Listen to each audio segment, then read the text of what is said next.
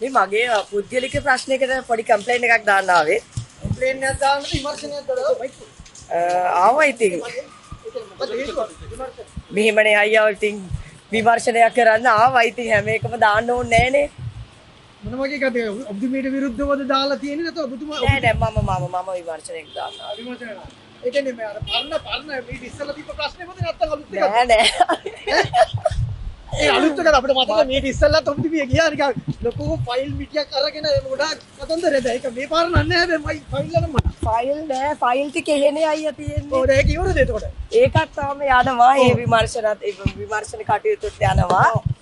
ඉතින් මේ ආයේ මං කම්ප්ලේන්ට් එකක් දාන්න තමයි අද ආවේ. පැය ගානක් තිස්සේ. පැය ගානක් ලිව්වා අයියේ ඉතින්. නෑ කම්ප්ලේන්ට් එක. කාට විරුද්ධද? ඉදිරියේදී බලමුනේ. ඒ කියන්නේ ඔබතුමීගේ ශේෂ්ත්‍රය ඇහෙටමද නැත්තම් වෙන නෑ එහෙම මොකක් නෙමෙයි ඉදිරියේදී කියන්න. ගිහින් එන්න.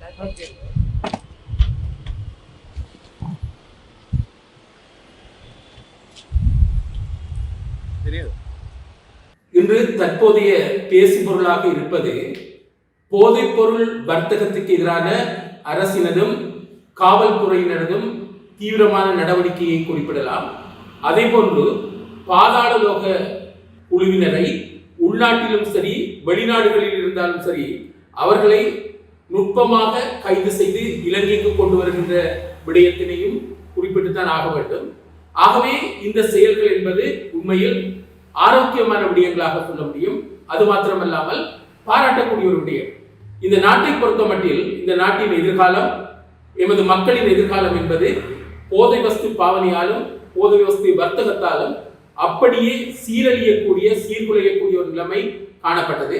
அவ்வாறு இல்லாமல் இந்த போதைப் பொருள் வலைப்பின்னலுக்கு எதிராக அரசும் போலீசாரும் எடுத்திருக்கின்ற நடவடிக்கை, அதேவேளை இந்த போதைப் பொருள் வர்த்தகத்தை செய்கின்ற பாதாள உலக கும்பல்களை கண்டுபிடிப்பதற்காகவும் வெளிநாடுகளுக்கு சென்றாவது அவர்களை கைது செய்து கொண்டு வந்து சட்டத்தின் முன்னிலையில் நிறுத்துவதற்காகவும் அரசு எடுக்கின்ற நடவடிக்கையை இந்த நாட்டில் பொதுமக்களாக இருக்கின்றவர்களும் நடுநிலை சிந்தனையாளர்களும் பாராட்டித்தான் ஆக வேண்டும்.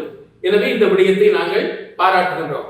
அண்மையில் இந்தோனேசியாவாக இருக்கலாம் அல்லது நேபாளமாக இருக்கலாம், இந்த இடங்களுக்கு சென்று போலீசார் இப்படிப்பட்ட பாரிய குற்றச்செயல்களை செய்து நாட்டையும் நாட்டின் எதிர்காலத்தையும் வருங்கால இளம் தலைமுறையினரையும் பாழாக்கக்கூடிய விதத்தில் செயல்படுகின்ற அந்த மோசமான செயல்பாடுகளை கட்டுப்படுத்தி நாட்டை சுத்தப்படுத்த வேண்டும், நாட்டை தூய்மைப்படுத்த வேண்டும் என்ற அடிப்படையில் செயல்படுகின்ற விடயங்களை நாங்கள் வரவேற்கின்றோம், பாராட்டுகின்றோம்.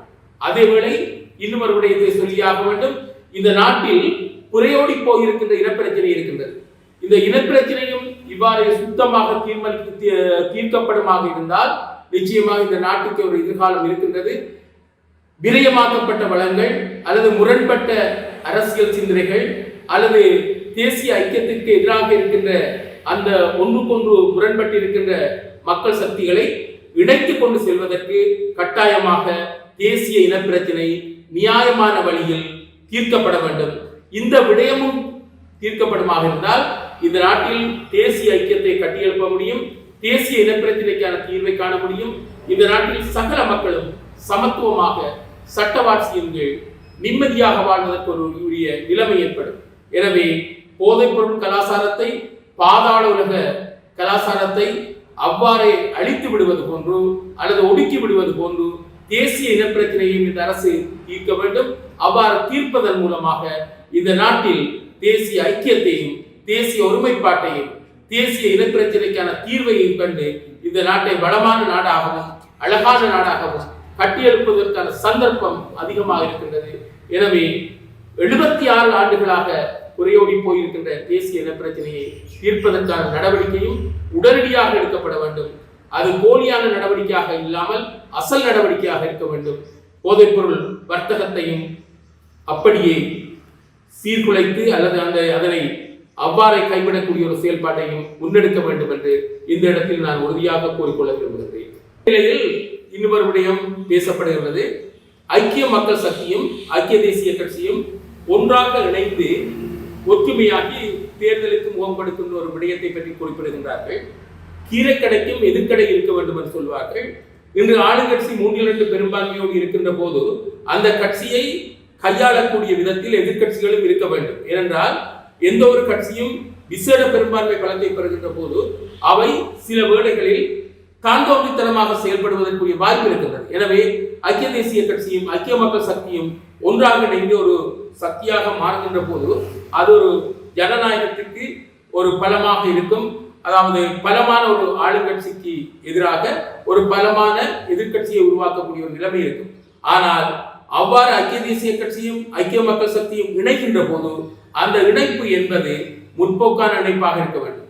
மாறாக கடந்த காலத்தில் போதை வஸ்து வர்த்தகம் செய்தவர்களையும் பாதாள செயற்பாடுகளில் ஈடுபட்டவர்களையும் கடந்த காலத்தில் கொள்ளை போன்றவர்களை ஏற்படுத்தியவர்களையும் அரவணைத்துக் கொண்டு செல்லக்கூடிய ஐக்கிய மக்கள் சக்தியாகவோ ஐக்கிய தேசிய கட்சியாகவோ அந்த கூட்டு இருக்கக்கூடாது. அந்த கூட்டு என்பது மக்கள் விரும்புகின்ற ஜனநாயக பாதையை திறப்பதற்கான ஊழல் மோசடிகளை ஒழிப்பதற்கான ஒரு நல்ல கூட்டாக அமைந்தால் அதனை நாங்கள் வரவேற்க முடியும்.